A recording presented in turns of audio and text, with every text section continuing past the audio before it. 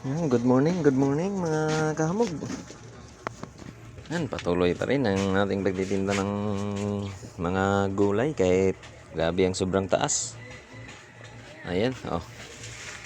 At kahit paunti-unti lang, okay na yan. Basta at kumita ng konti, may pambiling bigas, okay na. Ayan. So, buti na lang ito, oh. Yan na lang hindi pa nakukuhang tambak dyan sa harapan ng tindahan namin.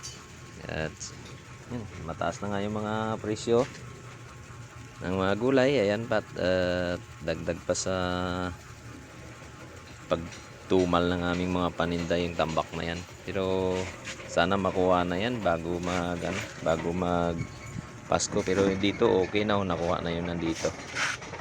Yan, nagawa na rin nila. Sana bago magbagong taon yan tapos na yan, at para hindi naman kami mahirapan ng gusto. Hindi ko ba alam kung bakit yung kailan December ang Pasko saka hinukay-hukay sila rito sa kalsada na to. Epektado tuloy sa amin lahat dito. Marami ng tawag dito, maraming na aasar na mga dumadaan na mga tao at saka single dahil hinahirapan sila gawa ng tinambak na yan. Hirap na kaya kami, mas lalo sa amin na ganitong nag-aanap buhay, nagtitinda, tapos ganyan sa harapan mo. Paano na makapasok yung mga namimili na mga tagalabas niyan? Paano makapasok gawa nga ng tambak na yan?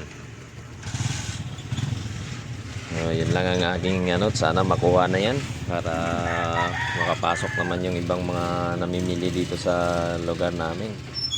Pabayaan ay magpapaskot, magbabagong taon. Grabe, dahil sa sobrang tumal wala na kaming kinikita rito, puro na lang kami abono sa aming mga paninda dahil sa sobrang taas ng mga gulay na to. So yung mga kamog, pakishare ng video at pakisubscribe na rin. So pakisupport na rin po si Kahamog TV Vlog. At maraming salamat po sa inyo at Merry Christmas po sa lahat ng mga subscriber dyan. Thank you po. Good luck.